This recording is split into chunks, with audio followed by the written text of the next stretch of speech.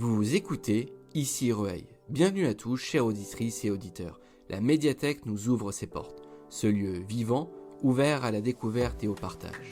Conférences passionnantes, rencontres littéraires qui rapprochent, autant de moments forts qui nourrissent la curiosité et font vivre la culture au cœur de notre ville. Aujourd'hui, vivez ou revivez une conférence animée par Charles-Éloi Vial, archiviste paléographe, historien et conservateur au département des manuscrits de la Bibliothèque nationale de France. Dans cette conférence, il vient nous éclairer sur la vie fascinante de Charles-Maurice de Talleyrand-Périgord, le célèbre diplomate de Napoléon Bonaparte et figure incontournable du Congrès de Vienne, reconnu pour ses talents exceptionnels de négociateur. Nous sommes ravis de vous accueillir pour cette conférence. Nous avons la chance d'accueillir ce soir Charles-Éloi Vial, conservateur à la BNF, qui est un habitué de Rueil-Malmaison, puisque, comme vous le savez, il vient régulièrement nous rendre visite pour les colloques napoléoniens et autres conférences. Et ce soir, il va nous parler de Talleyrand. Je ne vous dévoile pas tout de suite le programme des conférences à venir. Ma collègue le fera à la fin de cette intervention. Charles-Éloi présentera dans un premier temps son exposé, puis nous ne manquerons pas de faire circuler le micro pour que vous puissiez poser vos questions. Nous vous souhaitons une très belle soirée. À tout à l'heure. Bonsoir à tous. Bonsoir. Eh bien, déjà, écoutez, merci beaucoup d'être venus si nombreux m'écouter aujourd'hui évoquer le diable boiteux, qui est quand même une figure emblématique de la légende napoléonienne. Alors, on a beaucoup écrit, vous le savez, je pense, sur Talleyrand. C'est un diplomate qui a servi, selon les décomptes, 9 régimes, qui a prêté 13 serments de fidélité. C'est pas mal. C'est une grande énigme de l'histoire de France, bien sûr. C'est aussi un individu qui a vécu à la charnière entre le XVIIIe et le XIXe siècle, cette période qui me passionne, bien sûr, mais qui est aussi une période en proie de très grands bouleversements politiques, une période aussi sur le plan diplomatique où le monde était dominé par 5 grandes puissances, la France, la Prusse, l'Autriche, la Russie et l'Angleterre. Et dans ce contexte diplomatique-là, Talleyrand a lutté constamment pour l'établissement d'un système diplomatique qui garantirait l'équilibre, c'est le sous-titre du livre, l'équilibre, autrement dit la paix et la prospérité économique. Et son grand tort a sans doute été de comprendre avant tout le monde que l'Ancien Régime avait définitivement disparu. Il est très différent, cela par exemple, de Chateaubriand ou encore plus de Charles X. Et autre grand tort, d'avoir annoncé la fin des rois de droit divin. C'est fini, les Bourbons, et des grands conquérants, Napoléon, c'est fini. Et il avait entrevu l'avènement d'un monde nouveau, un monde où la puissance est davantage caractérisée par la capacité à arbitrer entre les États plutôt que par la force brute. C'est une période, entre parenthèses d'ailleurs, qui est peut-être en train de se refermer, si vous regardez la télé ou si vous lisez les journaux. Mais on ne fait pas de politique, on fait ici de l'histoire. Donc Talleyrand avait une vision politique qui est bien au-delà de la malice d'un négociateur opportuniste qui ne cherche qu'à trahir et à s'enrichir. Selon ses propres propos, Talleyrand n'aurait jamais trahi, il aurait plutôt abandonné les régimes sitôt qu'ils trahissaient leurs propres idées ou qu'ils commençaient à prendre des décisions néfastes pour la France. Donc, d'après Talleyrand, cette réputation de diable serait tout à fait imméritée. C'est ce que j'ai essayé de comprendre pour ce livre qui est une biographie ou un essai biographique qui s'inscrit dans une collection qui s'appelle La Bibliothèque des Illustres. Je fais un peu de publicité, donc qui est coéditée entre les éditions Perrin, premier éditeur d'histoire, et la Bibliothèque nationale de France, première institution patrimoniale et première bibliothèque du pays. Et le principe de cette collection, c'est un texte synthétique, assez court, qui va à l'essentiel et qui est construit sur l'iconographie et sur les archives de la bibliothèque qui forment véritablement l'ossature de l'ouvrage. Et l'idée, c'est de pouvoir faire profiter au lecteur des documents, d'entrer dans l'atelier de l'historien, de voir avec quoi les historiens travaillent. Donc ici, les fonds qui ont été sollicités, ce sont, comme je vous le disais, les fonds de la BNF qui coédite l'ouvrage, mais également aussi un peu à la marge les fonds des archives diplomatiques qui se trouvent à la Courneuve. Et mes collègues des archives diplomatiques ont entrepris depuis une dizaine d'années une politique d'acquisition assez volontariste de manuscrits, de documents en lien avec Talleyrand. Donc cela permet d'avoir quelques documents inédits qui apparaissent ainsi dans le livre. Outre donc ce corpus archivistique assez large, je signale également, mais si vous suivez les colloques de Rueil tous les ans organisés par l'Institut Napoléon en novembre, vous le savez, il y a un renouveau très important autour de la diplomatie napoléonienne depuis plusieurs années. La diplomatie, c'était le sujet du colloque de l'année dernière. Il y a eu l'ouvrage Napoléon diplomate de Thierry Lenz, le livre d'Olivier Varland, un de mes collègues, sur Caulaincourt il y a quelques années. Et bien entendu, le personnage de Talleyrand lui-même est extrêmement étudié.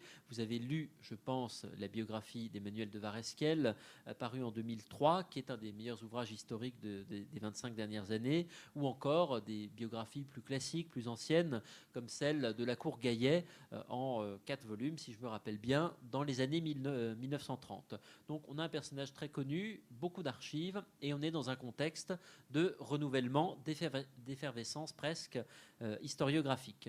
Donc je vais essayer de vous brosser un portrait biographique de Talleyrand très rapide. Si vous voulez en savoir plus, évidemment, je ne vous fais pas de dessin, mais un libraire est présent quelque part dans la salle. Alors, pour commencer, quelques mots sur la jeunesse de Talleyrand. Talleyrand est né le 2 février 1754 à Paris. Il est le fils d'une grande famille aristocratique un peu désargentée, qui est la famille des Talleyrand-Périgord. Je passe là-dessus. Je passe aussi très rapidement sur le fait qu'il souffrait d'un pied-bot, un handicap qui va changer son destin, puisque c'est son frère cadet Archambault qui va hériter des titres, tandis que Talleyrand, lui, va être envoyé au séminaire, puisque ses parents espèrent le voir prendre la suite de son oncle.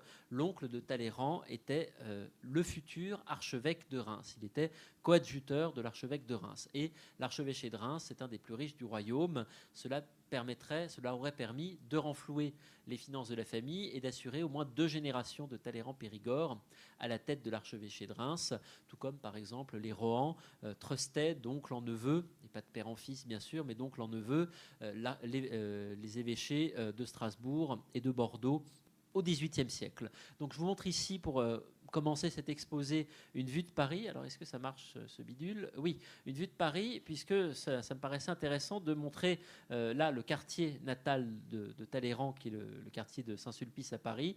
Vous avez là l'église où il est baptisé, son immeuble de naissance, là où vivaient ses parents.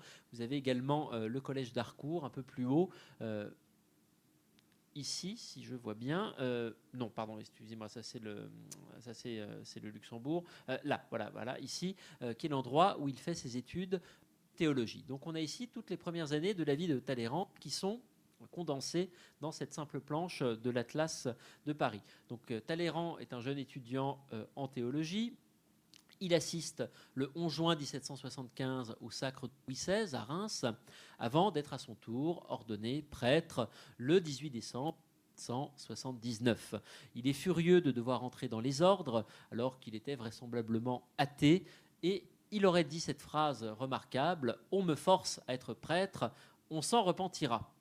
C'est une phrase que l'on retrouve dans les témoignages de ses camarades de séminaire qui ont été interviewés au début du XIXe siècle, et on retrouve leurs témoignages dans les archives de la Compagnie des prêtres de Saint-Sulpice à Paris.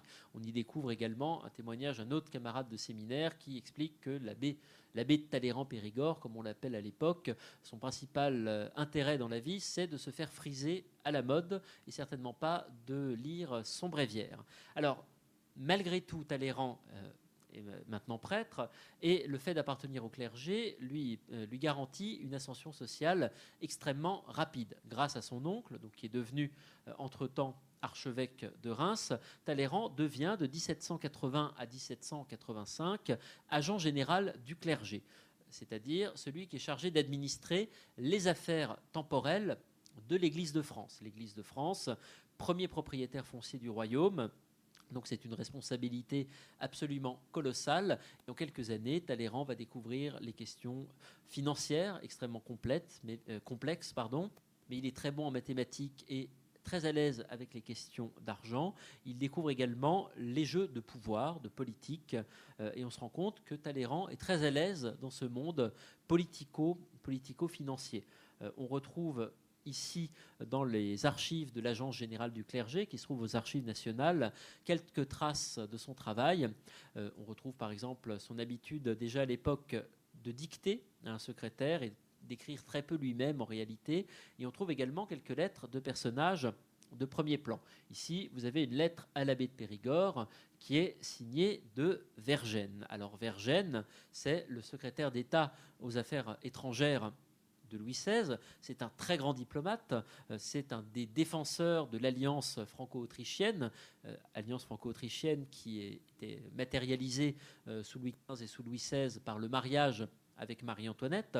Et Vergennes est aussi le défenseur de ce qu'on appelle à l'époque la balance entre les États. Autrement dit, un équilibre entre les puissances politiques qui permet d'éviter les guerres qui embrasent systématiquement le continent par le biais du jeu des alliances. Si vous êtes à deux États que vous alliez et que vous êtes aussi puissant que le troisième, ça limite forcément les risques de guerre. Alors que si vous êtes trois à n'être pas alliés, eh bien vous avez plus de chances de vous déclarer la guerre et de vous dévorer mutuellement. Donc l'équilibre, la balance entre les États, qui est quelque chose qui revient depuis une théorie diplomatique qui revient depuis le XVIIe siècle, mais Vergennes en est un défenseur absolument ardent à la fin du XVIIIe siècle. Talleyrand fréquente également un autre homme de pouvoir qui est Calonne, le contrôleur général des finances, et Calonne va avoir recours à Talleyrand pour deux premières missions secrète.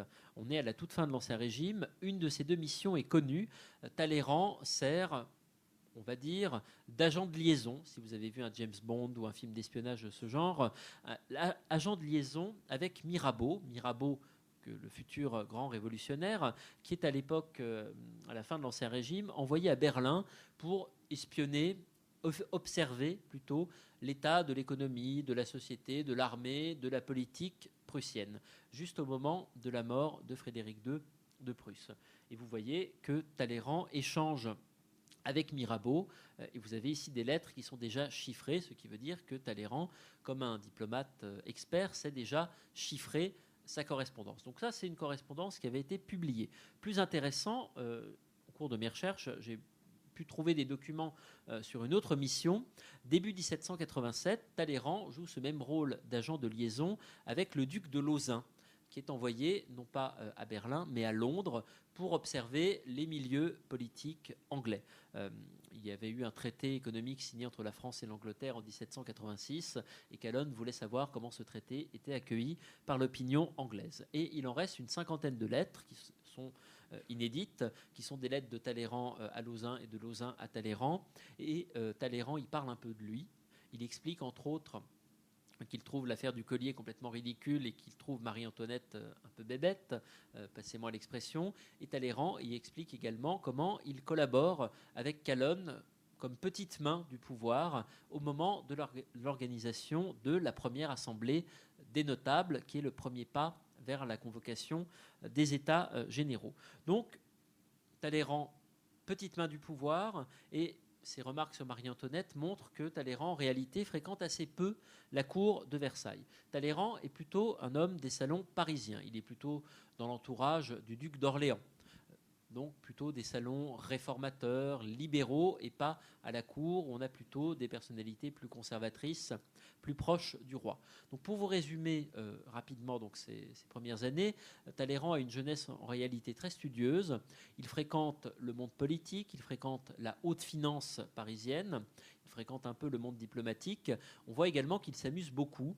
Il a une réputation de grand seigneur libertin, et il a aussi la réputation d'être, malgré son pied beau, quelqu'un d'assez séduisant, avec un assez beau visage encore à l'époque. Et vous connaissez la citation de Talleyrand: « Qui n'a pas vécu dans les années voisines de 1789 ne sait pas ce que c'est que le plaisir de vivre. » Il s'est tellement bien amusé que l'abbé de Périgord aurait eu quelques enfants naturels, et notamment d'Empire, Charles de Flahault, que l'on retrouve après, plus tard, dans l'entourage de la reine Hortense, et encore plus tard dans l'entourage de Napoléon III. Donc vous voyez, c'est un monde qui déjà est assez petit. Donc on a là donc un évêque qui s'intéresse à la politique, qui trépatouille dans des affaires d'argent, qui fait quand même quelques enfants illégitimes. Tout cela explique que Louis XVI ne se presse pas pour le nommer évêque, et Talleyrand a attendre la fin de l'année 1788, juste avant la Révolution, pour être nommé évêque d'Autun. Autun, c'est un tout petit évêché. Talleyrand s'y rend, il y passe quelques jours. Il se fait élire député aux États généraux qui vont être rassemblés très bientôt. Et ensuite, horrifié par la province, pour le dire très simplement, il retourne très vite à Paris, absolument catastrophé, en se jurant de ne plus jamais remettre les pieds dans son évêché. Donc Talleyrand a quand même été élu député durant ces quelques jours à Autun, et il va faire partie de ce petit groupe de nobles partisans de l'abolition des privilèges, Lafayette par exemple, ou encore Mirabeau, qui est bien connu, et durant ces réunions des États généraux, Talleyrand est aux premières loges pour assister à la fin de l'Ancien Régime, la fin de l'absolutisme. De loin, il assiste bien sûr à la prise de la Bastille, la nuit du 4 août, où il se garde bien d'intervenir car il est prudent, et enfin, le 6 octobre 1789, le retour forcé de la famille royale à Paris, qui se réinstalle aux Tuileries. L'Assemblée nationale, les députés suivent la famille royale qui se rapatrie à Paris en octobre 1789. L'Assemblée s'installe dans la salle du manège au fond du jardin des Tuileries. Et le 10 octobre 1789, Talleyrand, comme député, propose à l'Assemblée la nationalisation des biens du clergé. Vous connaissez tous ce tour de passe-passe magistral, on nationalise les biens du clergé, et cela fait tomber dans l'escarcelle de l'État complètement ruiné, des centaines de millions de livres. C'est un coup d'éclat, ça va le rendre célèbre instantanément, mais ça va aussi d'emblée le faire passer pour un traître, puisqu'il devient l'évêque qui a dépouillé l'Église de ses possessions terrestres qu'il avait dû administrer et protéger des appétits de l'État royal quelques années plus tôt. Donc déjà, il passe pour quelqu'un d'inconstant et, pour le dire autrement, pour un traître. Il est très nettement partisan du nouvel ordre des choses, partisan de la fondation d'une monarchie constitutionnelle, et à ce titre, il va célébrer la messe de la fête des Fédérations le 14 juillet 1790. Et d'ailleurs, vous voyez ici Talleyrand en évêque, voilà, qui est là avec sa mitre, et vous avez Lafayette ici qui est en train de prêter serment à la future constitution de la monarchie française.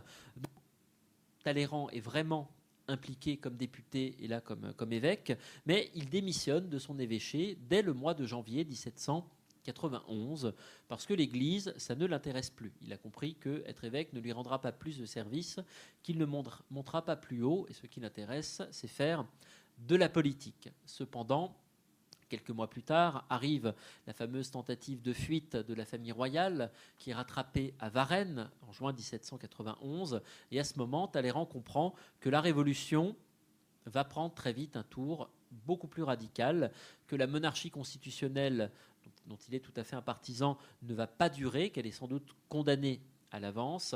Et Talleyrand peut-être entrevoit dès cette époque la probable future proclamation de la République. Alors, Talleyrand perd son siège de député en septembre 1791, quand il y a de nouvelles élections législatives. Donc il est désœuvré pendant quelques mois. Et finalement, début 1792, comme il a quand même un sacré réseau parmi les hommes de pouvoir, il est désigné pour une première mission diplomatique. Il est envoyé à Londres et il réussit à convaincre le gouvernement anglais de ne pas déclarer la guerre à la France. Dans le contexte du début de l'année 1792, la France déclare la guerre à l'Autriche, à la Prusse. Les rois de l'Europe, pour faire simple, s'apprêtent à déclarer la guerre à la Révolution et convainc l'Angleterre de retarder d'1 an son entrée en guerre. De retour à Paris, Talleyrand assiste à la première invasion des Tuileries en juin 1792, puis à la chute de la monarchie le 10 août 1792, et il préfère quitter la France. Il a du flair, il quitte le pays juste avant les massacres de septembre, avec une mission diplomatique factice qu'un ami lui a procurée dans l'administration. Et comme il a cette mission diplomatique factice, il se permet d'envoyer à la Convention, donc on est déjà en République, le 23 novembre 1792, il envoie un dernier rapport de mission, comme s'il était encore en service et qu'il n'était pas déjà un émigré menacé d'arrestation en France. Il envoie une sorte de rapport où il avertit la République contre les dangers d'une guerre de la France contre l'Europe des rois. Et il appelle la France à fonder un nouveau système d'alliance qui serait bâti sur des intérêts économiques entre les États et non plus sur des enjeux dynastiques. Et ce qu'il appelle en réalité, c'est une sorte de façon de remettre à plat les questions diplomatiques, de réunir un grand congrès et d'organiser un nouvel ordre européen. Et comme le disait le grand historien des relations internationales Albert Sorel, déjà à la fin du XIXe siècle, en réalité, ce que Talleyrand appelle dès 1792, c'est le congrès de Vienne de 1815. Donc il y a déjà un côté prophétique chez lui, et les idées qu'il professe déjà en 1792, en pleine révolution, ce sont des idées qu'il va professer ensuite jusqu'à la fin de sa vie. Donc il y a une certaine constance quand même. Alors Talleyrand donc, est parti en émigration à Londres en mars 1794. Il embarque pour les États-Unis. Il est chassé par le gouvernement anglais qui le soupçonne d'être un espion français. Évidemment, il est soupçonné par tout le monde. Donc il s'installe à Philadelphie et pendant 2 ans, il va prospecter dans les forêts américaines. Il va jouer le rôle d'agent immobilier, repérer des terres fertiles, des endroits, des forêts que l'on peut exploiter et dans lesquels on peut investir. Donc une fonction un peu inattendue. Il est beaucoup à cheval, il est en forêt. Et ici, je vous montre un feuillet autographe de ses mémoires, ce qui vous permet de voir l'écriture traînante, très étrange de Talleyrand, un peu serpentine, disaient certains. Et dans ce feuillet autographe de ses mémoires, Talleyrand raconte qu'il a failli changer de vie lors de son voyage, de son séjour aux États-Unis, puisqu'un soir, perdu dans une forêt américaine, il aurait été hébergé par une famille de colons, de trappeurs. Il aurait bu un peu trop de whisky, un peu trop de bière, et il aurait un temps envisagé de se reconvertir dans la chasse au castor. Voilà. Et en général, là, le public rigole et ça me donne le temps de boire un peu d'eau. Alors, bien, donc évidemment, Talleyrand étant un pur Parisien, les forêts du Massachusetts, ça n'est pas non plus sa tasse de thé. Il a hâte de revenir en France. Et après la chute de Robespierre, il reprend contact avec ses amis restés au pays, notamment Germaine de Staël ou Chénier, par exemple. Il parvient à obtenir à distance l'abandon des charges qui pèsent contre lui comme émigré. Voilà ici une jolie image de Madame de Staël. Et finalement, Talleyrand revient en France en septembre 1796. On est déjà sous le Directoire. Le Directoire, ce nouveau régime où il y a, comme vous le savez, 5 chefs de l'État qui dirigent la République. Dans la foulée, il est élu à l'Institut de France. Et à l'Institut de France, en avril 1797, alors qu'il n'est qu'académicien, il n'a pas de rôle politique, il va lire un grand discours sur les relations internationales où il incite à suivre l'exemple de l'Angleterre. L'Angleterre qui préfère toujours négocier avant de se battre afin de préserver son statut de grande puissance économique et qui préfère toujours se remettre à commercer très vite plutôt que de continuer indéfiniment une guerre. À cette époque, début 1797, la France est toujours en guerre contre l'Europe des rois, bien sûr, et l'opinion commence à se lasser de cette croisade perpétuelle de la République. En juillet 1797, finalement, je voulais vous montrer cette image qui évoque le Directoire. Et en juillet 1797, Talleyrand est nommé ministre des Relations extérieures, notamment grâce à l'influence ici de Barras et de tous ses amis qui se mobilisent pour le porter au pouvoir. Il faut dire que le ministre des Affaires étrangères de l'époque, qui s'appelle Delacroix, qui est le père du fameux peintre, est malade. Il faut trouver quelqu'un en urgence. Delacroix, pour la petite histoire, messieurs, souffrait d'une tumeur aux testicules qui pesait 6 kilos. Voilà, donc on comprend qu'il ait eu envie de se reposer un peu. Il fallait trouver un ministre, et là, on avait justement cet ancien député assez brillant qui venait de prononcer un discours sur la politique internationale à l'Institut, qui était très soutenu. Hop, il est nommé ministre dans la foulée. Et en apprenant sa nomination, selon Barras, il aurait eu cette phrase remarquable, qui peut être la phrase que d'autres ministres peuvent prononcer en apprenant leur nomination encore de nos jours. Je vous la cite. « Nous tenons la place, il faut y faire une fortune immense, une immense fortune. » Et effectivement, les débuts de Talleyrand sont surtout connus pour son empressement à toucher des pots de vin. En réalité, sous le Directoire, la réalité du pouvoir diplomatique est détenue par les directeurs. Le ministre est plutôt un exécutant. Ça n'empêche pas Talleyrand de se mettre à empocher d'énormes pots de vin. Et selon le professeur Jean Tullard, Talleyrand aurait réussi à extorquer pas moins de 108 millions de livres, ou de francs, si vous préférez, de francs germinal, durant toute sa carrière. Un franc germinal vaut à peu près 3,50 €. Donc ça commence à faire des sous. Donc un ministre qui ne s'oublie pas et qui n'oublie pas de s'enrichir. Quoi qu'il en soit, ce nouveau ministre fait la connaissance à la fin de l'année 1797 de Bonaparte, qui avait conquis un peu plus tôt l'Italie du Nord, qui venait de signer le traité de Campo Formio avec l'Autriche. Donc Bonaparte négociant le traité, forcément, il s'est mis en rapport avec le ministre des Affaires étrangères. Et Bonaparte, à cette époque, rêve déjà d'obtenir le pouvoir. Talleyrand, lui, rêve de ramener la paix en Europe. Donc leur but converge en réalité, mais les deux hommes vont convenir que le moment n'est pas encore venu de renverser le Directoire, qui est encore trop puissant à ce moment-là. Et Talleyrand encourage l'expédition d'Égypte dans l'espoir d'ouvrir peut-être de nouveaux débouchés commerciaux pour la France via la mer Rouge en direction de l'Inde. Et pour Bonaparte, c'est plutôt l'idée d'engranger un surplus de gloire pour ensuite conquérir plus facilement le pouvoir.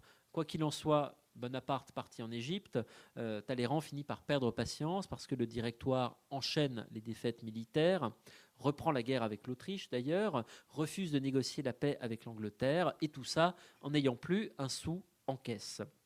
Donc Talleyrand démissionne le 19 juillet 1799. Il avait aussi été un peu accusé de corruption dans la presse et il était un peu affaibli politiquement, donc il préfère se mettre en retrait. Je vous montre ici, je trouve ça fascinant, ce genre de document, qui est un rapport, un récapitulatif de son activité comme ministre qu'il adresse au directeur juste après sa démission, où il liste tous les espions qu'il emploie. C'est très intéressant. On voit notamment qu'il y a un espion à Ancône qui est chargé de diffuser depuis Ancône des textes de propagande pour déstabiliser l'Empire ottoman, pour faciliter le travail à Bonaparte en Égypte. Et on voit aussi qu'il emploie un de ses anciens camarades de séminaire, l'abbé Desrenaudes, pour rédiger des articles de propagande à sa gloire, à insérer dans la presse. Donc un document tout à fait intéressant.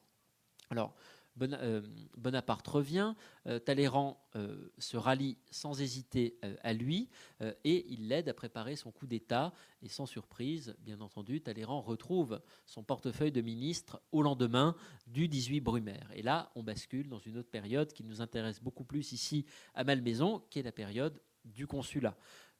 Bonaparte vient d'arriver au pouvoir, il a besoin à ses côtés de quelqu'un comme Talleyrand, c'est-à-dire d'un courtisan, quelqu'un qui incarne la civilité aristocratique, les souvenirs de l'ancien régime très policé. De l'autre côté, Talleyrand a besoin de l'énergie de Bonaparte. Et d'ailleurs, dans ses mémoires, qui sont assez impersonnels, il y a quand même des passages où Talleyrand avoue son admiration devant la volonté, la puissance de travail de Bonaparte. Et à cette époque, il faut bien voir que Bonaparte est considéré comme le défenseur de la paix, puisque Bonaparte parvient à signer, avec l'appui de Talleyrand bien sûr, mais c'est quand même Bonaparte qui prend la décision. Bonaparte signe toute une série de traités de paix avec la Russie, avec l'Autriche, le fameux traité de Lunéville en 1801, avec l'Angleterre à Amiens en 1802. Il y en a beaucoup d'autres que je pourrais citer, avec les États-Unis, avec Alger, avec le Maroc, etc., etc. Donc, énormément de traités de paix sont signés et Bonaparte se retrouve avec une réputation de pacificateur et Bonaparte se retrouve surtout le maître d'une France considérablement agrandie, de la Belgique et de la rive gauche du Rhin.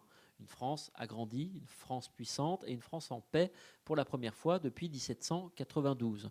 Puisque la France est en paix, Bonaparte peut consolider son autorité à l'intérieur, bien sûr, mais il impose aussi à Talleyrand son propre style diplomatique. Et ce qui est intéressant en étudiant les archives, c'est que l'on voit le style diplomatique de Bonaparte beaucoup plus que celui de Talleyrand. En réalité, Bonaparte aime les négociations autoritaires. Talleyrand essaie de lui faire comprendre que la diplomatie est une affaire de nuances, qu'il faut du savoir-vivre et qu'on ne peut pas toujours se comporter en militaire mal élevé. Mais Bonaparte aime beaucoup taper du poing sur la table. On voit également dans les archives que Bonaparte est véritablement le négociateur en chef. Talleyrand n'est par exemple pas consulté sur la sur la désignation des ambassadeurs. Les ambassadeurs sont choisis dans la famille ou dans l'entourage du premier consul. Lucien Bonaparte qui est nommé ambassadeur à Madrid, le cardinal Fesch qui est envoyé comme ambassadeur à Rome, le futur maréchal Lannes qui est envoyé comme ambassadeur à Lisbonne, Joseph Bonaparte qui est le négociateur en chef du traité de Lunéville puis du traité d'Amiens, et le ministre en réalité est plutôt là pour conseiller, pour rédiger des rapports, et il n'est pas là véritablement pour prendre les décisions. On le voit par exemple ici avec un mémoire intitulé « De l'état de la France à la fin de l'an 8 » qui est publié en octobre 1800, presque un an après le début du consulat, où Talleyrand explique que la paix en Europe ne peut être imposée et maintenue qu'en respectant ce que lui appelle le droit public. Qu'est-ce que c'est que le droit public ? Ce sont des maximes, des principes, des lois, des usages, un peu de modernité, un peu de tradition. En réalité, c'est le respect de la tradition diplomatique telle qu'elle se pratique en Europe depuis le XVIIe siècle. Donc il faut que la France se réinsère dans le concert des nations et cesse de passer, comme avait pu l'être la République à un moment, comme une sorte d'État voyou. Donc Talleyrand conseille et Talleyrand donne des bons conseils de modération. Talleyrand est très proche de Bonaparte sous le consulat, au point qu'il peut passer pour une sorte de premier ministre de Bonaparte. C'est un peu exagéré, il y a un second consul, un troisième consul, mais la place de Talleyrand est telle qu'il est le principal ministre du premier consul et un des conseillers les plus écoutés. On le voit par exemple ici, vraiment sur les marches du trône déjà, lors de la création de la République italienne à Lyon en 1802, quand Bonaparte devient également président de la République italienne. Vous voyez que Talleyrand est là, il fixe le spectateur et il est véritablement sur les marches du trône. Donc, Talleyrand, très écouté, un homme politique de premier plan. Comme, malgré tout, il n'a pas vraiment le pouvoir décisionnel, il peut quand même consacrer du temps à s'enrichir, donc il touche toujours beaucoup de pots de vin, il spécule à la bourse, comme il est très bien informé avec tous les rapports qui arrivent de toute l'Europe, il pratique ce qu'on appellerait aujourd'hui le délit d'initié, et vous connaissez la très fameuse expression de Chateaubriand, « Quand monsieur de Talleyrand ne conspire pas, il trafique ». Donc il a un salon qui est très, très couru dans l'hôtel du ministère des Relations extérieures. Il donne de très belles soirées. On sait qu'il aime prononcer des traits d'esprit. On sait également que beaucoup de ces traits d'esprit sont apocryphes. Par exemple, je vais vous en citer quelques-uns, mais il ne les a pas tous prononcés. Mais quand même, ils sont très drôles. Tout ce qui est excessif est insignifiant. Si cela va sans dire, cela ira mieux en le disant. Ça, très célèbre. Moi, j'aime beaucoup personnellement l'Angleterre a 2 sauces et 300 religions. La France, au contraire, a 2 religions et plus de 300 sauces. Très drôle. Monsieur de Chateaubriand se croit sourd depuis qu'il n'entend plus parler de lui. Très drôle. Il y en a une autre qui me revient, qui est, je crois, Fouché a horreur du genre humain, c'est parce qu'il s'est beaucoup écouté. Et j'aime beaucoup, enfin, bien sûr, au sujet de Napoléon, vous la connaissez tous, quel dommage qu'un si grand homme soit si mal élevé. Donc, Talleyrand, figure mondaine, Talleyrand, figure qui s'enrichit, quelqu'un d'un peu, quand même parfois un peu corrompu. Et malgré tout, cet homme politique pourrait paraître inaccessible, mais il est quand même capable de sentiments. Il est capable de sentiments, il va tomber amoureux d'une roturière, Catherine Grand. Je passe sur les histoires d'amour de Talleyrand, mais il l'épouse le 10 septembre 1802. Pour lui, c'est un moyen de régulariser sa situation conjugale. C'est aussi un moyen d'échapper à cette condition d'évêque qui lui colle à la peau. Et en réalité, le pape envoie à Bonaparte un bref rappelant qu'un évêque n'a pas le droit de se défroquer, contrairement à un prêtre, que Talleyrand ne peut pas donc se marier, c'est absolument inenvisageable, mais fort heureusement, le bref du pape est écrit en latin. Bonaparte ne parlait pas très bien latin, évidemment, il a eu de très mauvaises notes au collège de Brienne, et Talleyrand, qui lui par contre parlait parfaitement le latin, a pu lui traduire ça comme ça l'arrangeait.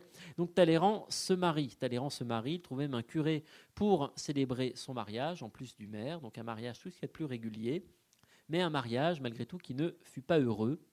Ils n'ont pas eu d'enfants, les 2 époux se sont séparés très rapidement,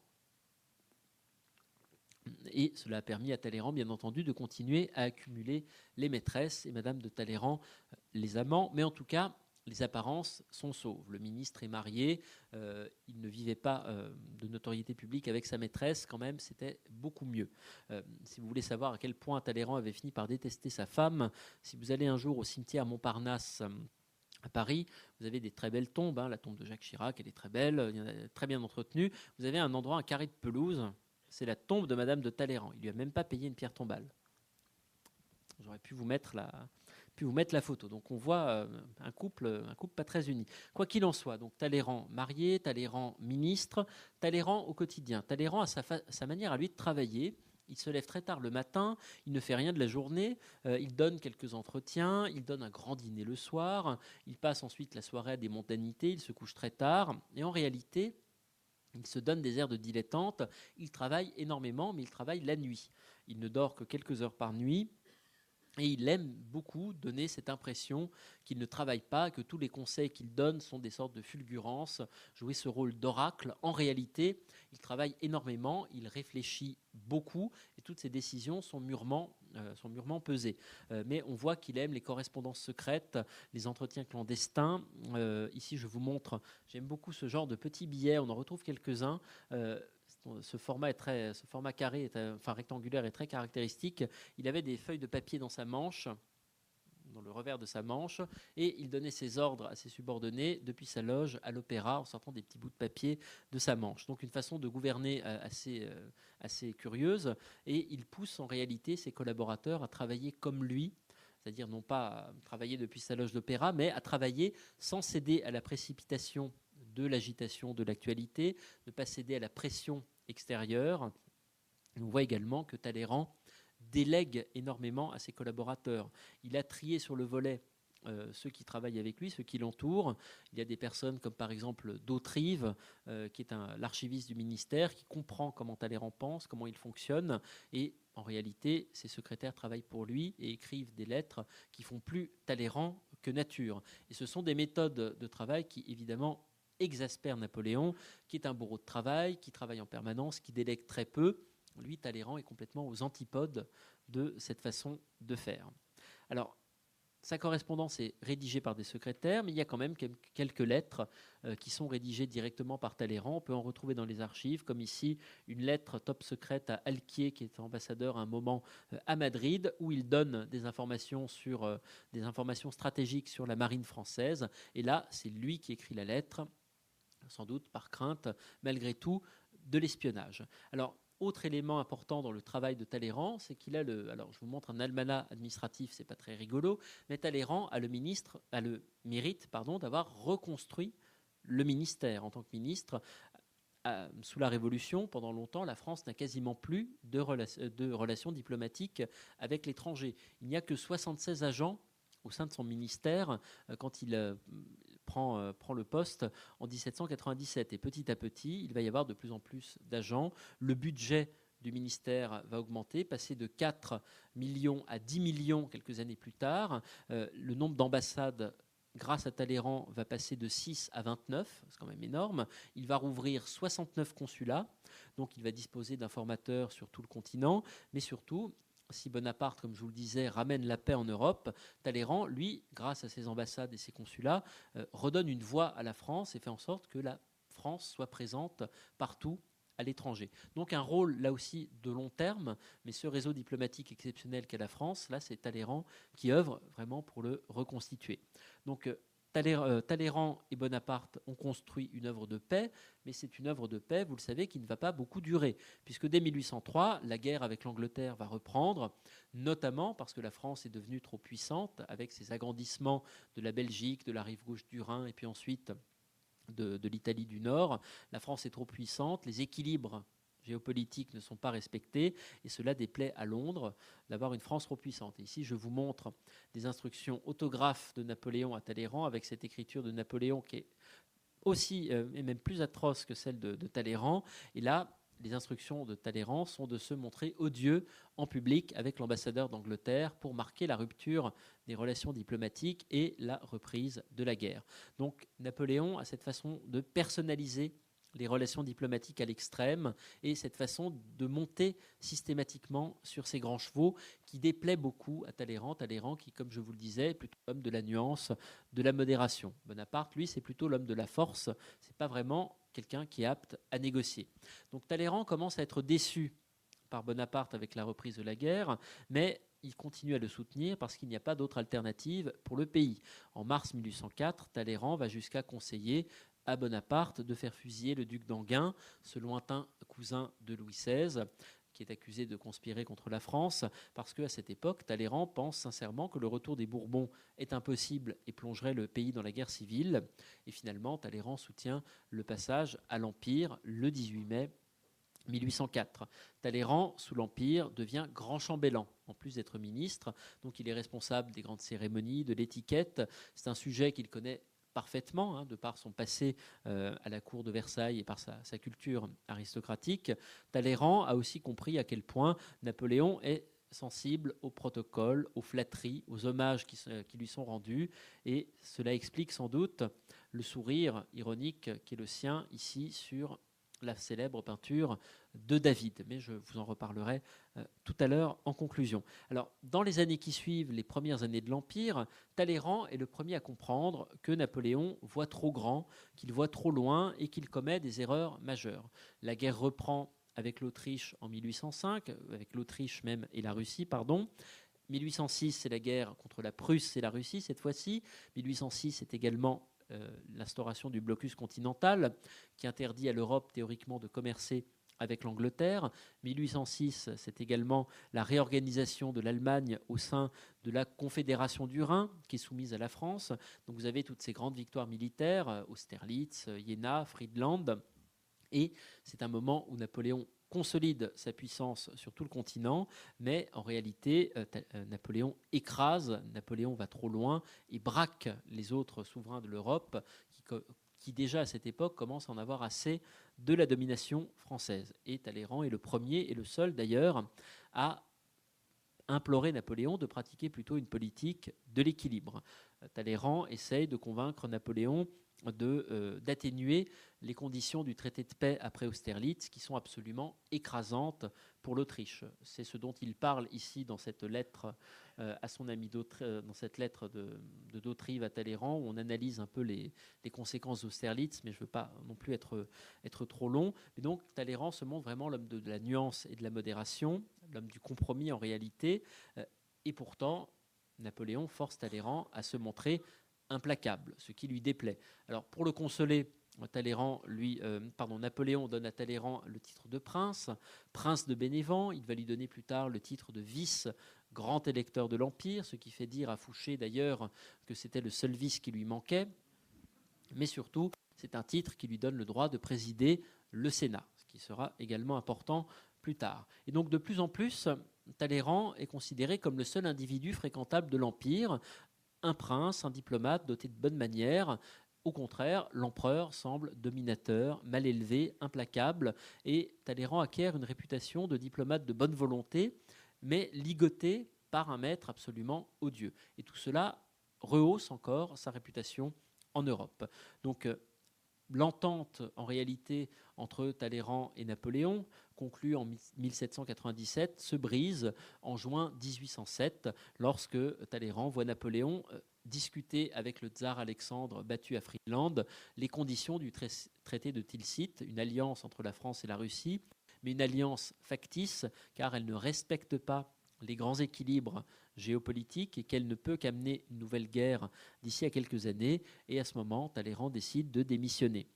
Napoléon nomme à sa place aux affaires étrangères un homme de paille et Napoléon se retrouve définitivement seul aux commandes de la politique étrangère, alors qu'en réalité, Napoléon est incapable de véritablement négocier, c'est-à-dire envisager des concessions.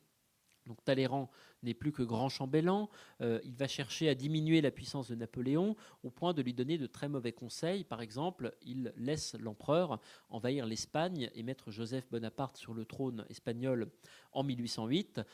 Et Talleyrand ne s'attendait pas, bien entendu, à ce que le pays plonge dans une guerre civile absolument terrible qui va saigner à blanc l'armée française. Il ne s'attendait pas à ce que les événements militaires dégénèrent à ce point. En octobre 1808, Talleyrand assiste ensuite à l'entrevue d'Erfurt. Il est toujours grand chambellan de l'empereur, donc il accompagne l'empereur à Erfurt, où, à nouveau, Napoléon rencontre le tsar Alexandre, négocie une nouvelle alliance entre la France et la Russie, mais une alliance beaucoup trop fragile, puisqu'elle repose, entre autres, sur la promesse de soutien de Napoléon au projet du tsar Alexandre, qui rêve d'envahir l'Inde. C'est complètement utopique. Et en réalité, Talleyrand entrevoit déjà une prochaine guerre entre la France et la Russie. Donc En décembre 1808, alors que Napoléon est parti remettre Joseph sur son trône en Espagne, Talleyrand et Fouché s'allient, une petite alliance pour un petit complot de rien du tout. Ils envisagent de se débarrasser de Napoléon et de le remplacer par Murat.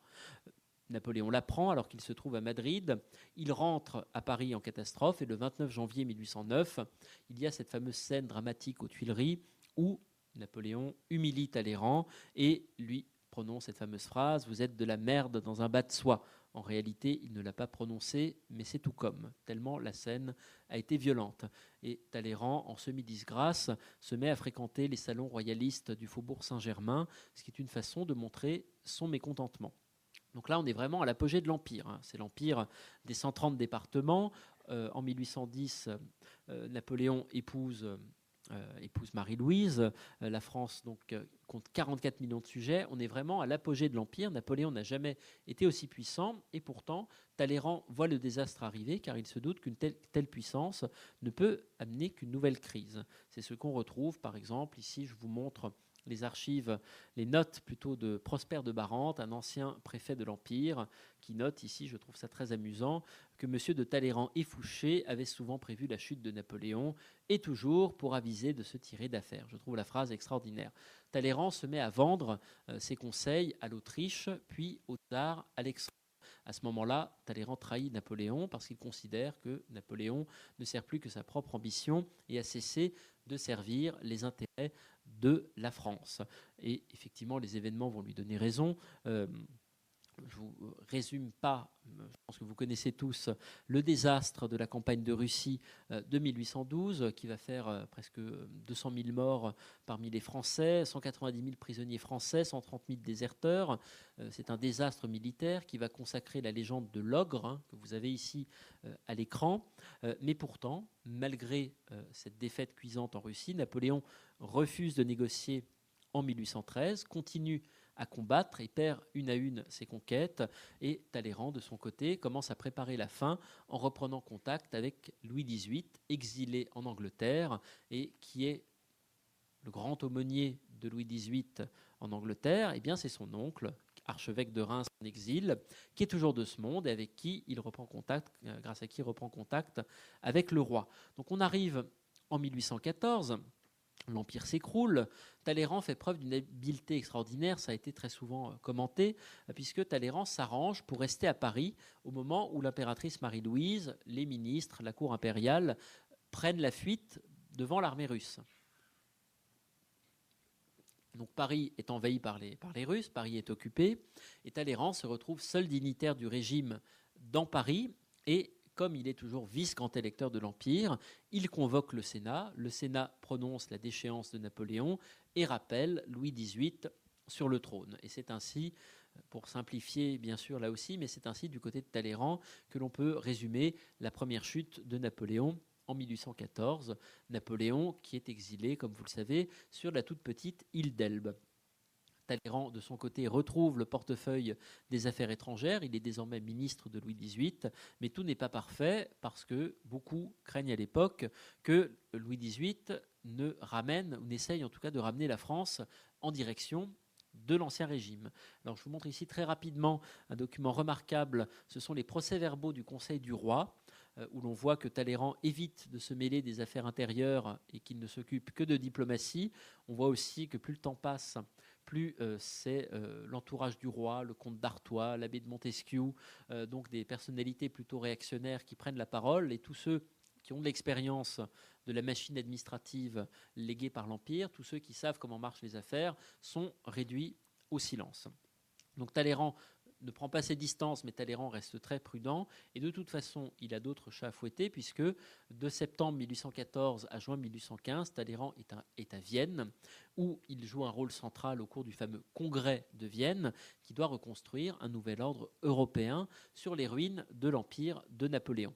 Alors, congrès gigantesque, bien sûr, 216 délégués, 500 diplomates accrédités, diplomates qui sont accompagnés de leurs conjoints, de leurs amis, de leurs domestiques. Donc ça fait beaucoup de monde. Le fameux congrès de Vienne, ce congrès extrêmement festif, mais on négocie dur.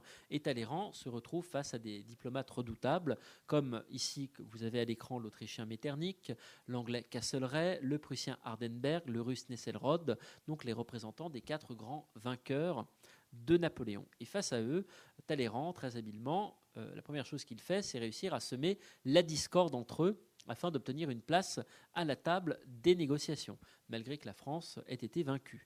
Donc là, très habile, il sait que le meilleur moyen d'être entendu, c'est de semer la zizanie entre les différents interlocuteurs. Donc il négocie le matin, il négocie l'après-midi, et les soirées sont plutôt réservées aux mondanités qui sont une autre façon de faire de la diplomatie, puisque cela permet aux diplomates de montrer la puissance de son pays par le face de sa table et des fêtes qu'il organise, et également par des messages, on va dire, culinaires. Talleyrand n'a pas emmené le cuisinier Carême avec lui à Vienne, contrairement à ce qu'on a longtemps cru, mais il avait une brigade de cuisiniers extrêmement talentueux qui étaient capables de préparer des recettes qu'on appellerait aujourd'hui parlantes. Par exemple, vous discutez du sort de la Pologne le matin avec les souverains alliés, et le soir, vous avez une carpe à la polonaise dans votre assiette. Vous discutez du sort de la Hollande, et vous avez un turbo à la hollandaise dans votre assiette. Donc, il y a parfois des messages qui peuvent passer via ces plats absolument spectaculaires. Alors, Talleyrand parvient, dans ce contexte, à défendre les intérêts de la France, qui perd les conquêtes de la Révolution et de l'Empire, mais qui n'est pas vraiment assommé. Et Talleyrand réussit aussi à limiter l'appétit des vainqueurs de Napoléon, puisque la Prusse rêve d'annexer la Saxe pour s'agrandir, la Russie convoite la Pologne, l'Autriche veut récupérer l'Italie du Nord. Vous avez ici cette gravure très célèbre qui montre les souverains en train de faire des paquets avec les populations de l'Europe. Là, vous avez des tas de petites têtes, de petites jambes. Donc, on ne respecte pas le droit des peuples à disposer d'eux-mêmes. On fait des paquets pour satisfaire l'appétit de puissance des souverains. Donc ça, c'est quelque chose que Talleyrand refuse ou qu'il essaye d'éviter. Et pour cela, il se retranche derrière un principe bien connu, qui est le droit des dynasties à régner sur leurs pays ancestraux, et cela permet de construire une Europe plus stable. Il insiste par exemple pour que les Bourbons de Naples reprennent possession de Naples au détriment de Murat, pour que le pape récupère ses États, pour que le roi d'Angleterre récupère sa possession en Allemagne, qui est le Hanovre, pour que le roi de Saxe, qui était pourtant un allié de Napoléon, récupère son royaume de Saxe. Donc, il insiste sur cet élément de stabilité qui est la légitimité, et il essaye de mettre en place, notamment avec Metternich, une série d'alliances qui sont censées éviter des nouveaux conflits et d'empêcher aussi l'émergence d'une nouvelle superpuissance continentale. Parce que Talleyrand redoute de voir apparaître un nouveau Napoléon. Et sa grande idée, en réalité, est de créer des alliances entre petits, moyens et grands États, afin d'arriver justement à ce fameux équilibre géopolitique qui permet d'éviter les risques de guerre. Alors, il y a cette interlude des 100 jours. Les 100 jours, donc juste à la fin des négociations, où Napoléon revient sur le trône pendant quelques semaines. Louis XVIII part à Gand. Évidemment, ça n'arrange pas les affaires de Talleyrand, qui se retrouve à défendre les intérêts d'un roi fugitif. Et je vous montre ici cette lettre hilarante, je trouve, de Chateaubriand, qui est nommé ministre de l'Intérieur du roi Louis XVIII en exil, et qui, Chateaubriand déteste Talleyrand, mais il lui écrit en résumé, le roi m'a nommé ministre de l'Intérieur, il ne me manque qu'un intérieur à gouverner, c'est à vous de nous le rendre. Je trouve ça absolument très drôle. Donc Napoléon est très vite battu à Waterloo. Fouché, qui s'était mis au service de l'empereur, ou qui avait fait semblant de servir l'empereur, s'est allié à distance à Talleyrand, et à distance, Fouché et Talleyrand finissent par se mettre d'accord pour remettre Louis XVIII sur le trône. On est juste après la signature de l'acte final du Congrès de Vienne, qui est signé le 9 juin 1815. Donc on comprend que les 100 jours, ça n'est qu'une parenthèse. Et après la défaite de Waterloo, Talleyrand et Fouché, donc le vice et le crime, comme dit Chateaubriand, réussissent à remettre Louis XVIII une deuxième fois sur son trône. Talleyrand devient cette fois-ci président du Conseil. C'est le premier président du Conseil de notre histoire. Et il va y avoir pendant quelques semaines un gouvernement Talleyrand-Fouché qui fonctionne durant l'été 1815, mais c'est un gouvernement qui ne va pas durer. Talleyrand va être très vite remercié parce que Louis XVIII en a peut-être assez de devoir son trône à 2 reprises à Talleyrand, aussi parce que Louis XVIII se montre prêt à accepter des concessions territoriales et financières colossales après les 100 jours. Et effectivement, Talleyrand refuse de négocier le traité signé à la fin de l'année 1815, qui va être négocié par son successeur, le duc de Richelieu, et la France en ressort diminuée et ruinée pendant plusieurs années, avec en plus une occupation militaire. Donc, finalement, quelques semaines après Waterloo, alors qu'il atteint vraiment l'apogée de sa carrière, Talleyrand se retrouve mis dehors comme un malpropre par Louis XVIII. Et les années suivantes, c'est un peu pour lui une traversée du désert. Alors, il a des soucis d'argent, son secrétaire lui vole ses papiers personnels, mais au moins, il va connaître enfin le grand amour sur le tard avec la belle Dorothée, née princesse de Courlande, qui est l'épouse de son neveu. Donc, il connaît le grand amour avec sa nièce, qui a 40 ans de moins que lui, mais qui malgré tout est une des femmes les plus brillantes du siècle. Il aurait apparemment eu au moins une fille avec elle.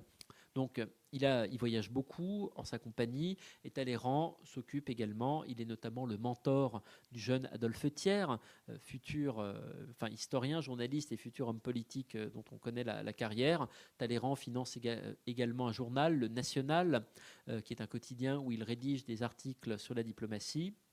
Il fréquente un peu la cour, pas trop, mais par exemple ici, au moment de la mort de Louis XVIII, il va rester 3 jours et 3 nuits à côté du cadavre de Louis XVIII qui se décompose de plus en plus et apparemment il n'en manque pas une miette tellement il est content. Ça c'est ce que dit un témoin, vraiment c'est assez frappant, donc il se venge à sa façon. Talleyrand est également présent ici au moment du sacre de Charles X à Reims en 1825, malgré l'antipathie que Charles X lui inspire. Et là, on va dire que la presse commence quand même à se moquer un peu de Talleyrand, qui était présent au sacre de Louis XVI, qui était présent au sacre de Napoléon, qui est présent au sacre de Charles X. Ça commence quand même à faire beaucoup.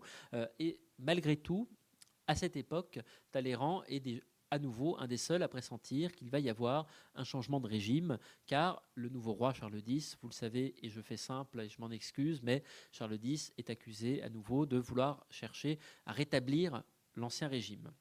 Donc Talleyrand accueille sans beaucoup de surprise la révolution de 1830 qui entraîne l'abdication de Charles X et l'avènement de la branche cadette de la famille royale, donc les Orléans.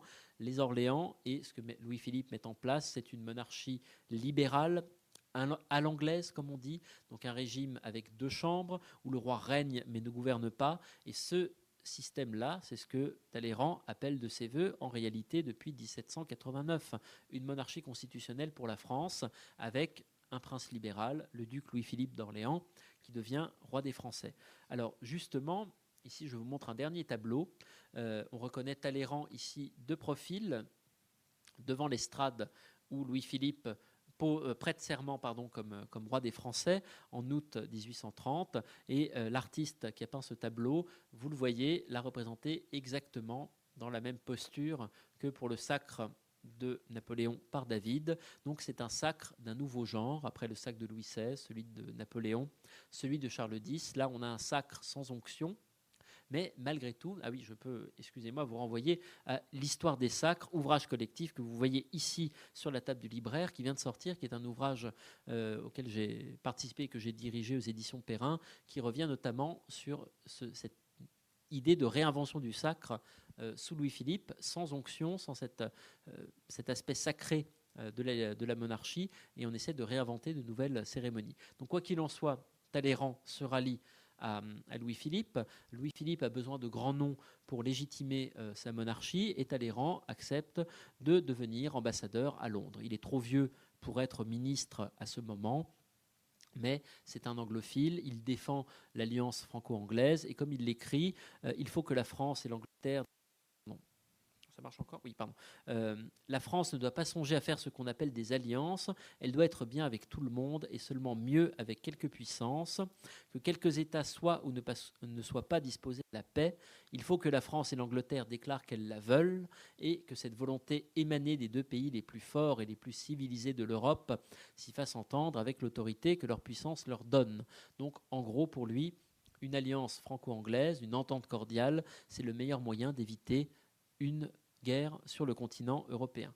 Donc à Londres, Talleyrand appuie la formation de ce qu'on appelle la Conférence de Londres, qui est une concertation entre les grandes puissances européennes qui négocie notamment la fondation de la Belgique moderne en 1831. C'est une façon de parachever le système du Congrès de Vienne en créant un État tampon entre la France et la Prusse afin d'empêcher une guerre entre la France et la Prusse. Bon, ça n'a pas vraiment marché au XXe siècle, mais l'idée quand même n'était pas idiote. Et les caricatures représentent ici le boiteux qui guide l'aveugle, qui est le ministre anglais Palmerston. Donc Talleyrand est très actif, malgré son âge. Il a presque 80 ans. Et comme on le voit ici, Talleyrand commence à fatiguer. Vous avez à la BNF toute la correspondance de Louis-Philippe avec Thiers, et une bonne partie de leurs échanges, c'est sur l'état de santé de Talleyrand, parce qu'il est essentiel que Talleyrand reste le plus longtemps possible à son ambassade, parce que c'est une figure extrêmement prestigieuse, qui joue un grand rôle dans les négociations de la conférence de Londres.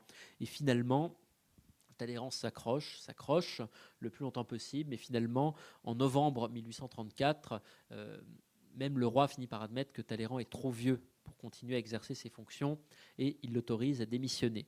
Et finalement, Talleyrand passe les dernières années de sa vie entre son hôtel de la rue Saint-Florentin et son très beau château de Valençay. Alors il reçoit beaucoup, il écrit ses mémoires. On peut voir ici dans le catalogue de sa bibliothèque, qui a été donné à la BNF il n'y a pas très longtemps, qu'il lit des livres sur son passé, des livres sur la Révolution, sur l'Empire, des ouvrages sur l'agent général du clergé. Donc on sent qu'il se documente, il essaie de comprendre lui-même sa propre histoire. Il lit également des romans, il lit du Walter Scott par exemple. On trouve dans sa bibliothèque un almanach des cumulards, où il est bien entendu cité. Donc il fait preuve d'un peu d'humour finalement. Et on comprend, notamment avec les caricatures, qu'il reste une figure importante du régime. Donc ici, vous l'avez en train de prier avec Louis-Philippe face à la liberté crucifiée après les promesses bafouées, bien sûr, de la Révolution de 1830. Et à ses côtés, vous avez bien entendu un chat, symbole de la duplicité. Il a des cornes comme le diable, les pieds fourchus. Et ici, à la ceinture, même s'il est habillé en moine, là, il a les symboles de tous les régimes qu'il a servis au fil des années. Donc, une caricature qui est assez mordante, mais malgré tout, c'est une figure centrale, il reste important, et il fascine parce qu'il est déjà à cette époque un dernier survivant de la Révolution de l'Empire. Et là, je vous lis une longue citation. « Je vis un grand vieillard poudré à blanc. Sa tête me parut une tête de mort. Le regard était terne et cependant hautain. La pâleur était livide. La lèvre inférieure pendait. Les épaules se courbaient en avant. La claudication était si forte qu'à chaque pas le corps oscillait de droite à gauche comme s'il allait tomber. La figure du vieux diable de la diplomatie est restée gravée dans mon souvenir. » C'est ce qu'écrit l'écrivain Maxime Ducamp, qui assiste, alors qu'il est tout jeune, le 3 mars 1838, au dernier discours public de Talleyrand, son chant du cygne, devant l'Assemblée des sciences morales et politiques. Et 2 mois avant sa mort, Talleyrand brosse le portrait du parfait diplomate. Il a l'élégance de dire qu'il brosse le portrait de quelqu'un d'autre, mais bien entendu, il parle de lui. Et je cite Talleyrand, « Il faut donc que le parfait diplomate soit doué d'une sorte d'instinct qui, l'avertissant promptement, l'empêche, avant toute discussion, de jamais se compromettre. Il lui faut la faculté de se montrer ouvert en restant impénétrable. La diplomatie n'est point une science de ruse et de duplicité. Si la bonne foi est nécessaire quelque part, c'est surtout dans les transactions politiques, car c'est elle qui les rend solides et durables. » Vous voyez, Talleyrand, défenseur de l'honnêteté. Ça vous paraît peut-être paradoxal, mais c'est son chant du cygne. Et Talleyrand meurt le 17 mai 1838, rue Saint-Florentin, dans son hôtel. Et dans une ultime négociation, c'est connu, il réussit à se réconcilier avec l'Église sur son lit de mort. Il rétracte ses fautes, comme on dit. Non pas qu'il regrette quoi que ce soit, mais parce que, pour un prince, il faut mourir chrétiennement. C'est quelque chose de convenable. Alors, la légende noire a fait de Talleyrand l'incarnation de la traîtrise, alors qu'en réalité, il a vécu à une époque où toutes les grandes figures changeaient très régulièrement d'allégeance. En réalité, il a plutôt été d'une grande constance dans ses idées. Il était convaincu que la France devait en finir avec les monarchies absolues et devenir un régime parlementaire.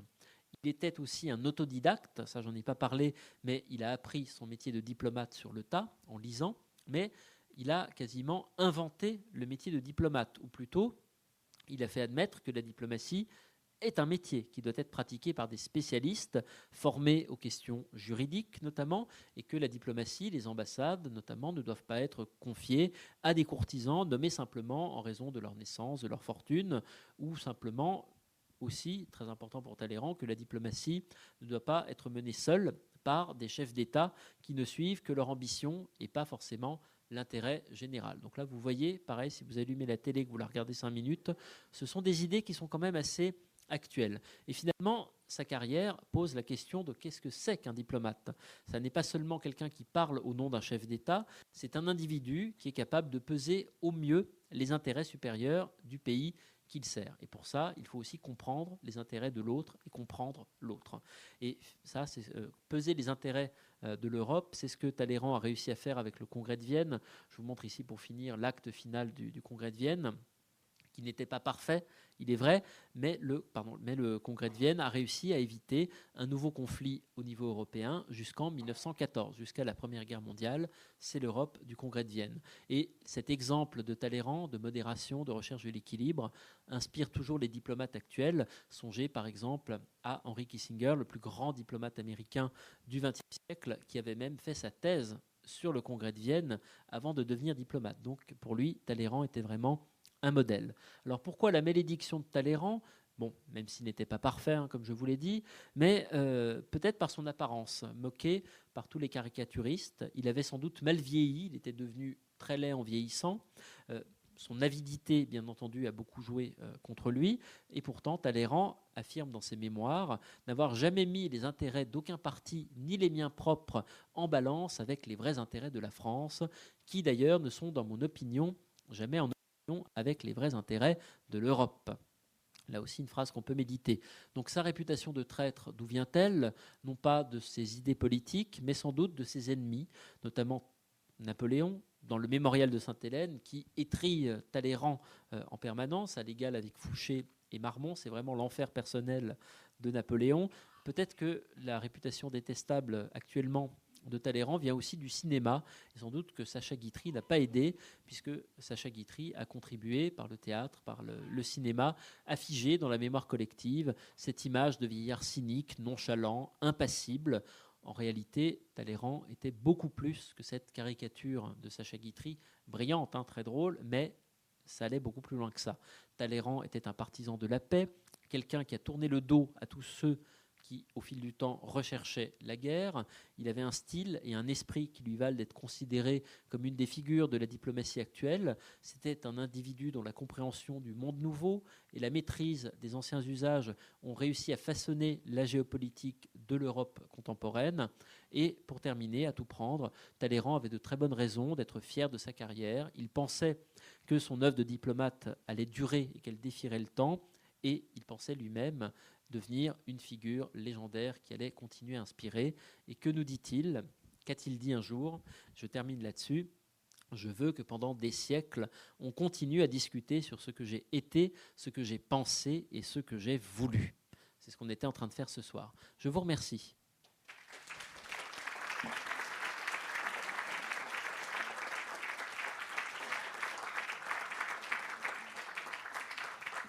Merci Charles-Éloi pour ce riche et passionnant récit. Nous allons prendre quelques questions. Pardon d'avoir été un peu bavard.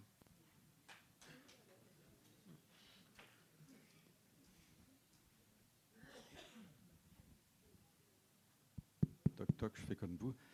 Vous m'entendez ? Oui. Bon, une première réflexion très simple. D'abord, un remerciement pour avoir tracé toutes ces années, parce que finalement, vous faites toute l'histoire de la France des années de la Révolution française, quand elle commence, et puis jusqu'à 1835. Donc, ce sont des parties très importantes où il y a eu des changements de régime politique. C'est toute la France moderne qui se dessine, et vous avez voulu nous faire comprendre le rôle très important de Talleyrand. Maintenant, des remarques très faciles à faire, qui sont des parallèles avec l'actualité politique aujourd'hui. Dans les années 1800, la France semble être la première puissance en Europe, donc de par le monde. Et puis il y a un empereur qui partage toutes les postes d'honneur dans sa famille. Bon, Napoléon, Rome, l'Italie, l'Espagne, partout, il place ces hommes qui sont des membres de sa famille. Ça fait un tout petit peu penser au système politique actuellement, des avantages que distribue Trump à des gens qui sont très proches de lui. Et Trump, aujourd'hui, les États-Unis sont la première puissance mondiale. Donc ce parallèle est assez amusant, cocasse. Maintenant, j'en viens plutôt à certaines diapositives que vous avez montrées qui sont assez étonnantes. Notamment sur les usages dans la vie diplomatique à cette époque. Au tout début, vous montrez une feuille, on voit des codes. Il n'y a que des codes. Et je crois que c'est une correspondance entre Mirabeau et Talleyrand. Ils étaient très jeunes tous les deux. Il y en a un qui est en Allemagne, je crois que c'est Talleyrand. C'est Mirabeau, pardon. C'est Mirabeau, c'est l'inverse. Et puis ils s'écrivent par code. Donc on peut supposer que soit... Voilà. Intéressant. Soit à cette époque, les services diplomatiques n'étaient pas protégés comme ils le sont aujourd'hui, puisqu'aujourd'hui, par les services diplomatiques, la valise diplomatique, on fait passer plein d'informations, et on n'est pas puni si ce sont des informations secrètes. Ça permet au contraire aux États de se renseigner les uns les autres. Bon. Mais beaucoup plus tard, vous avez montré autre chose, où c'est une correspondance très claire. Il n'y a pas de chiffre, elle n'est pas codée, peut-être de Talleyrand vis-à-vis de quelqu'un qui est en Italie ou en Espagne. Donc, qu'est-ce que ça veut dire? Ça veut dire dans le premier cas, c'était une conversation d'espion, et dans le second cas, c'est une conversation de diplomate, ou est-ce que ce sont les services diplomatiques à cette époque-là qui ont permis... les services diplomatiques avaient évolué eux-mêmes, on pouvait ne plus parler d'une façon codée et être protégé par les États. Voilà. Alors, déjà, merci pour votre question. Alors, dans le premier cas, moi, ce qui m'intéresse, c'est que Talleyrand sait utiliser un chiffre. Donc, on a donné un chiffre à Mirabeau dont il se sert pour chiffrer sa correspondance. Et Talleyrand sait le déchiffrer. C'est quand même assez compliqué à faire, mais il y arrive. Et ça, tous les diplomates savent le faire à l'époque et ont des chiffres différents selon leurs interlocuteurs, selon leur mission. Donc il y a énormément de chiffres qui existent. Il y a des cryptographes qui travaillent sur ce genre de questions, des spécialistes de la cryptographie. Donc là, ils s'insèrent pleinement dans les usages. Après, ici, je vous ai montré une partie de la lettre qui, moi, m'intéressait parce qu'il y a l'écriture de Talleyrand, mais ce sont des correspondances qui soit peuvent voyager par d'autres voies, pas forcément en étant chiffrées, mais par des voies clandestines, en étant cachées, dans des vêtements, là aussi des choses extrêmement classiques. Mais surtout, en général, vous avez des banalités. Et ensuite, sur la deuxième ou la troisième page, vous avez un passage chiffré qui est plus important. Donc là, c'est plus que je n'ai pas pris la bonne page et que je m'en excuse, mais bien sûr, les correspondances vraiment importantes du ministre sont également chiffrées au passage important. Ce qui est plus intéressant, c'est que la correspondance de Mirabeau est chiffrée complètement de A à Z. Peut-être qu'on ne veut vraiment pas savoir ce que Mirabeau ne voulait vraiment pas montrer à d'éventuels espions dans la poste prussienne, ce qu'il racontait. C'est possible.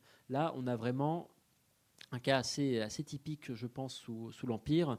On n'a qu'une partie de la correspondance qui est chiffrée, et le reste, en gros, les banalités de la vie quotidienne, de la cour, tout ça, ça reste en clair. Donc, je ne sais pas si j'ai répondu à votre question. Une autre question ?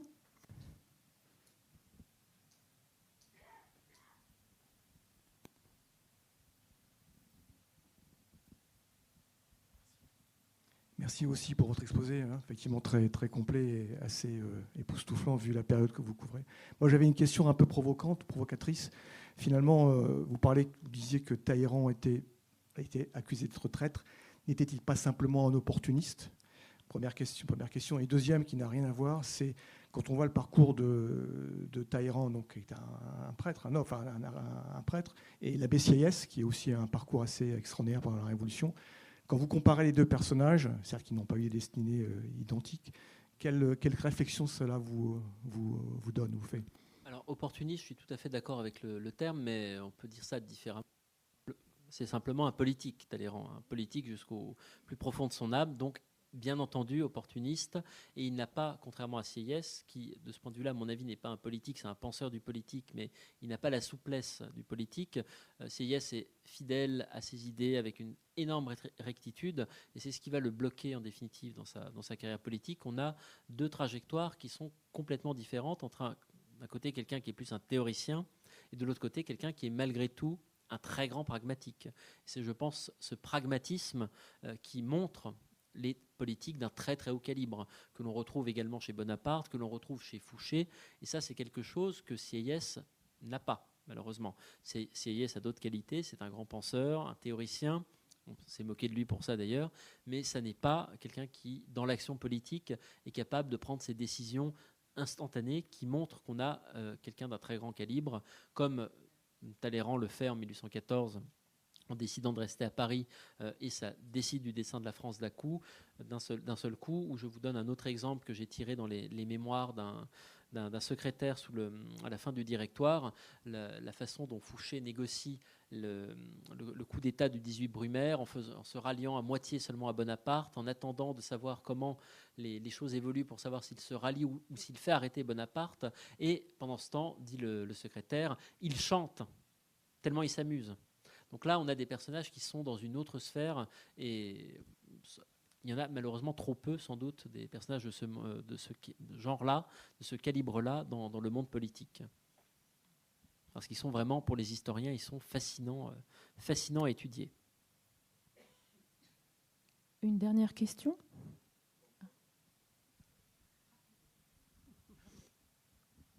Si je peux encore, permettez.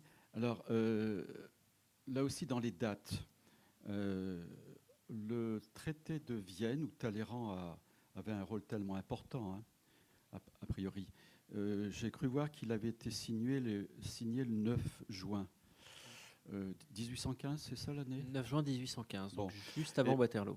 Et bien justement, c'est ça qui est étonnant, parce que Waterloo, c'est quelques jours ou semaines après. Waterloo, c'est le 18 juin, et c'est ça qui est remarquable et qui montre que à Vienne, on ne prend pas sérieusement, on prend pas au sérieux la tentative de retour au pouvoir de Napoléon. Et dès le moment où à Vienne, on apprend que Napoléon est revenu, on se met d'accord bien sûr pour s'en débarrasser, mais on comprend qu'il n'a aucune chance de se maintenir au pouvoir. Et les négociations continuent à avancer malgré le retour de Napoléon, malgré l'exil de Louis XVIII, parce que ça ne peut être qu'une parenthèse. Le déséquilibre des forces militaires est tellement en défaveur de la France qu'il est impossible que Napoléon l'emporte. Alors il y a eu des tas d'uchronies sur une possible victoire à Waterloo, mais j'en ai lu quelques-unes. À la fin, Napoléon est toujours battu. Je sais pas, vous pourriez demander à une intelligence artificielle de soutenir le pour et le contre. Napoléon n'avait aucune chance. Et le grand mystère, même pour moi qui ai écrit un livre sur les 100 jours, c'est pourquoi Napoléon se lance-t-il dans cette aventure alors qu'il est quasiment certain de perdre ? Qu'est-ce qu'il veut gagner ? Qu'est-ce qu'il cherche ? Est-ce que ce n'est pas un baroud d'honneur parce qu'il ne veut pas terminer sur une humiliation comme celle de 1814 ? Est-ce qu'il veut obtenir davantage en montrant qu'il est encore puissant ? Est-ce que c'est simplement qu'il est incapable de s'arrêter, qu'il ne vit que dans l'action, que dans la guerre, que dans le conflit, que pour lui, ça n'est pas possible de s'assagir et de rester à l'île d'Elbe ? Donc pour moi, c'est une véritable énigme comme historien. Quels sont les ressorts psychiques derrière cette tentative des 100 jours ? Mais en tout cas, cette tentative n'est pas prise sérieusement. Et c'est plutôt une tentative de retour au pouvoir qui est une très belle légende, à Waterloo, la défaite glorieuse, mais c'est catastrophique pour la France, puisque, comme je vous le disais, le traité qui est signé à Paris ensuite, après la défaite de Napoléon, punit la France de manière extrêmement violente. On va perdre Nice, on va perdre la Savoie, on va avoir une indemnité de guerre de 700 millions à verser aux Alliés, on va être occupé pendant 3 ans, je crois qu'on va avoir 700 millions supplémentaires à verser comme arriérés des guerres de l'Empire. Donc on est complètement... La France est affaiblie, donc du point de vue vraiment strictement politique, les 100 jours sont une véritable catastrophe. Mais ça montre à quel point c'était inenvisageable que Napoléon l'emporte. Donc les négociations continuent à avancer et le traité de Vienne s'achève juste avant Waterloo, ce qui permet d'ailleurs à Talleyrand de quitter Vienne et de rejoindre Louis XVIII ensuite à Gand, ou pas très loin de Gand, juste après la bataille, en voyageant à fond de train. Charles Éloi, vous êtes un auteur prolifique. Vous venez de faire publier L'Empire des mots, que notre libraire vous propose. Un très bel ouvrage dans lequel vous détaillez 50 conversations de Napoléon. Peut-être pourriez-vous nous en dire quelques mots sur cette enquête rigoureuse, minutieuse et étonnante. Alors, maintenant que je vous entends, j'aurais pu appeler ça 50 nuances de Napoléon. C'est dommage. Ça se serait peut-être mieux vendu. Alors, non, plus sérieusement, c'est une sorte de biographie de Napoléon un peu différente qui passe par des grandes conversations. Donc, des conversations que j'ai réussi plus ou moins à authentifier, parce que elles ont été notées vraiment au sortir de la conversation, parce que ce sont des scripteurs qui sont fiables, parce qu'on peut les corroborer avec d'autres documents, ou au contraire certaines qui ont été très retravaillées, mais que j'essaie de signaler telles quelles, mais où Napoléon développe malgré tout des idées importantes. Et l'idée, c'est d'avoir une sorte de profil psychologique de Napoléon, puisque en l'écoutant parler, on voit ses marottes, on voit ses manies, on voit sa façon de penser, sa façon de gouverner, on voit son rapport aux autres, qui est quand même quelqu'un d'extrêmement dur, quelqu'un d'implacable, Napoléon. Donc il y a des conversations qui sont extrêmement violentes, et je trouvais ça plutôt intéressant de tout réunir en un volume, avec à chaque fois une présentation, une introduction, une remise en contexte, parce qu'on voit l'évolution du personnage. On voit des constantes. Pour le dire très simplement, il fait toujours peur à tout le monde du début jusqu'à la fin. C'est très simple, mais il y a des nuances. Il est beaucoup plus souple au début. Il devient véritablement implacable et très dur avec son entourage à l'apogée de l'Empire. À la fin, il devient peut-être plus coulant parce qu'il a une sorte de retour sur lui-même. Il comprend beaucoup mieux ses erreurs. On voit qu'il est volontiers odieux avec les diplomates, qu'il est souvent odieux avec les courtisans. On voit qu'il se montre finalement plutôt sympathique avec certaines femmes, puisqu'il y a des conversations avec des femmes. On voit qu'il change d'humeur, qu'il peut être très volubile, très aimable à un moment, et puis odieux la minute d'après. Donc ça fait ressortir beaucoup d'aspects de sa personnalité. Et on se rend compte finalement qu'il y a des conversations qui scandent son règne, qui sont des conversations extrêmement importantes. D'autres sont moins connues. Alors, conversation importante, je peux en citer une, qui est la fameuse conversation avec Metternich, qui est en réalité une sorte de colère homérique qui va durer 8 heures. 8 heures d'engueulade entre Napoléon et le ministre de l'empereur d'Autriche. Et ça, c'est une conversation extrêmement importante, puisqu'elle se conclut par cette phrase célèbre « Vous êtes perdu, sire ». Je le savais en entrant, mais maintenant j'en ai la confirmation. Donc on voit que le destin de Napoléon se noue autour de certaines grandes conversations.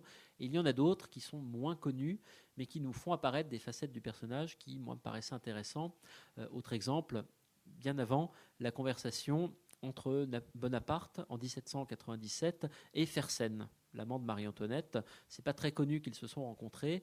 Et on voit la détestation de l'Ancien Régime que Fersen incarne aux yeux de Bonaparte. Et il est odieux avec Fersen parce que Fersen représente un système qui lui est absolument insupportable, qui est l'Ancien Régime, où socialement Bonaparte se retrouvait bloqué, alors que la Révolution lui offre des chances d'une ascension absolument vertigineuse. Il y a ce rejet extraordinaire de cette figure du courtisan de Versailles que Fersen incarne à son corps défendant, parce que, comme Bonaparte lui balance à la figure, parce que vous avez couché avec la reine. Et Fersen ne dément pas, au passage. Merci Charles-Éloi. Merci à vous pour votre fidélité et la qualité de votre écoute. Avant de rejoindre l'espace dédicace, je vous fais part de la prochaine conférence historique avec Éric Anceau pour sa nouvelle Histoire de France, le jeudi 28 mai.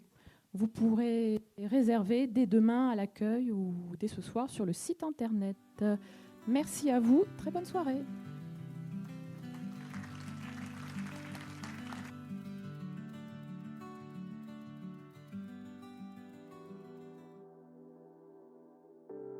Merci d'avoir suivi cette nouvelle conférence sur Ici Rueil. Rendez-vous sur l'ensemble des plateformes d'écoute et n'oubliez pas de vous abonner. À bientôt pour un nouvel épisode.